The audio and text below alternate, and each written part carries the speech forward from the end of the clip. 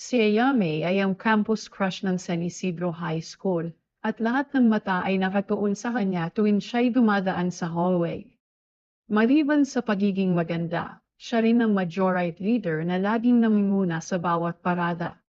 Kilala siya sa kanyang maladyosang kagandahan, matangkad, may mahaba at alon-along buhok, mala-porselanang kutis, at mata na tila may itinatagong misteryo. Ngunit sa likod ng kagandahang iyon, may lihim na kaakibat. Si Ayame ay isang aswang na may kakayahang maganyong nine-tailed fox. Iniwan ni Ayame ang kanyang pamilya at angkan sa isang liblib na baryo sa kabundukan upang subukan ang normal na buhay sa bayan. Mula pagkabata, ayaw niyang maging katulad ng kanyang pamilya na nagpapakain ng laman ng tao.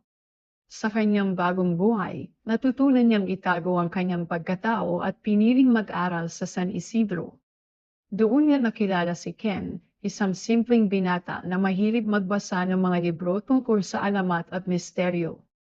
Hindi tulad ng ibang lalaki sa paaralan, hindi nabighani si Ken kay Ayame dahil sa kanyang kagandahan kundi sa paraan ng kanyang pagtingin sa buhay. Isang araw, habang naglalakad sa campus, nakita ni Ayame si Ken na nagbabasa sa ilalim ng puno. Nagpasasyang lapitan ito.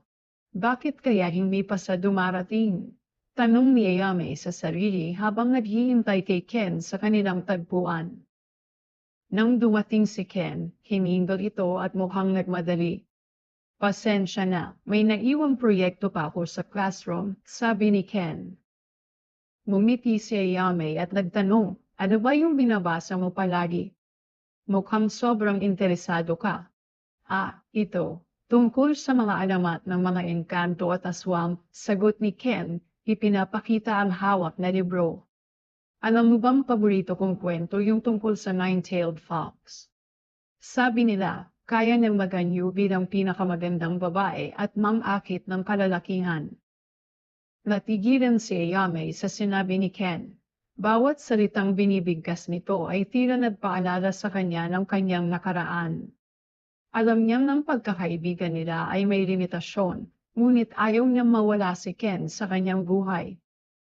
Habang lumalalim ang kanilang samahan, unti-unting nadarama ni Ayame na mas tumitindi ang panganib. Nagsimulang mapansin ng mga guro at estudyante ang kakaibang ganda ni Ayame, at madalas na silang makarinig ng bulong-bulungan tungkol sa kanyang misteryosong pagkatao. Dito nakilala ni Ayame si Luna, isang mag-aaral na napakausisa at laging interesado sa mga kakaibang bagay. Siya ay presidente ng Paranormal Club sa kanilang paaralan at walang inuurungan sa paghahanap ng katotohanan. Alam mo, may narinig akong kwento tungkol sa isang magandang babae na parang ikaw, sabi ni Luna kay Ayame isang araw habang naglalakad sila papunta sa cafeteria. Sinasabing siya daw ay may kakaibang kakayahan, isang bagay na higit pa sa pagiging tao. Nako, baka naman ibang tao yan, sabi ni Ayame habang nakangiti, pilit na iniiba ang usapan. Hindi ako naniniwala sa mga ganoong kwento. Pero hindi nagpatinag si Luna. Sa halip, lalo siyang naging interesado kay Ayame.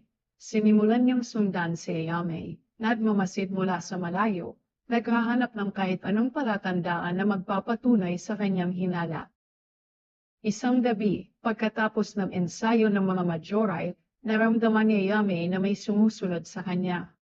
Dumilim na ang paligid at naglalakad siya sa tahimik na kalye nang maramdaman ang malamig na simoy ng hangin na tila nagbabadya ng panganib.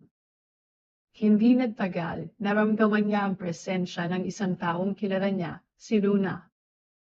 Ayame, sandali lang, sabi ni Luna mula sa dilim, kailangan kong malaman ang totoo tungkol sa iyo. Hindi sumagot si Ayame at nagmadali siya sa paglalakad, ngunit biglang lumitaw ang mga nilalang mula sa kanyang nakaraan, mga miyembro ng kanyang angkan na aswang, pinamumunuan ng kanyang inang si Orla. Sila'y sumugod kay Ayame, subalit hindi siya nagpatinag. Naganyong nine-tailed fox si Ayame at lumaban upang ipagtanggol ang sarili. Sa gitna ng kaguluhan, lumitaw si Ken, dala ang isang lumang amulet na kanyang nakuha mula sa pagbabasa ng mga aklat tungkol sa mga aswang. Tumigil kayo, sigaw ni Ken, itinaas ang amulet na naglalabas ng liwanag na nagpatigil sa mga aswang. Natigilan si Orla at biglang naglaho kasama ang kanyang mga kasama. Iniwan sina Ayame, Ken, at Luna sa gitna ng daan. Bumalik si Ayame sa kanyang anyong tao at napaupo sa pagod. Lumapit si Ken at inakay siya. Akala ko mawawala ka na, sabi ni Ken habang mahigpit na hinahawakan ang kamay ni Ayame. Hindi mo dapat ginawa yon, sagot ni Ayame, umiiyak. Delikado para sa'yo. Habang naglalakad sila pauwi, nakasunod pa rin si Luna mula sa malayo, tila hindi makapaniwala sa mga nasaksihan niya.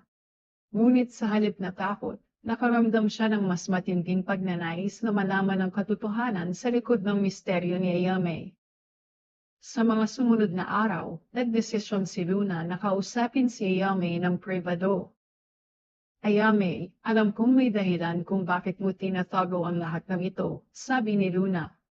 Ngunit kailangan mong malaman na handa akong tumulong.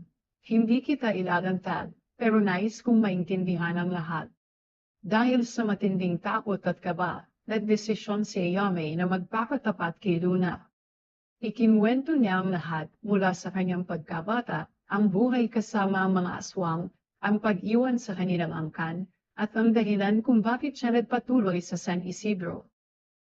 Tahimik na nakinig si Luna at sa huli, ngumiti siya kay Ayame.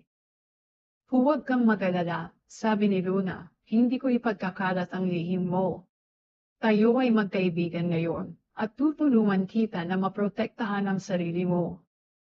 Samantala, sa kabilang dako ng bayan, naghahanda si Orla at ang mga aswang para sa muling pagsalakay. Alam nilang hindi basta-basta susuko si Ayame, ngunit handa silang gawin ang lahat upang muling ibalik si Ayame sa kanilang piling. Sa susunod na pagkakataon na sila'y magharap, hindi lamang pamilya at karangalan ang nakataya, kundi pati na rin ang buhay ng mga taong mahalaga kay Ayame. Si Ken, si Luna, at si Ayame ay maghahanda para sa isang laban na higit pa sa kanilang inaasahan, isang laban hindi lamang sa pagitan ng tao at aswang, kundi laban din sa mga lihim at pag-ibig na kanilang tinataglay. Habang ang mga aswang ay nagtatagpo sa dilim, si Ayame at ang kanyang mga kaibigan ay maghahanda para sa pagdating ng isang malaking pagsubok.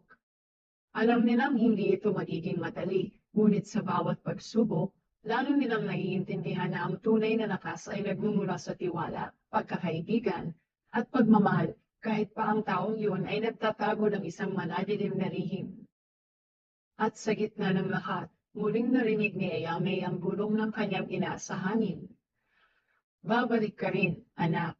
Babalik ka rin.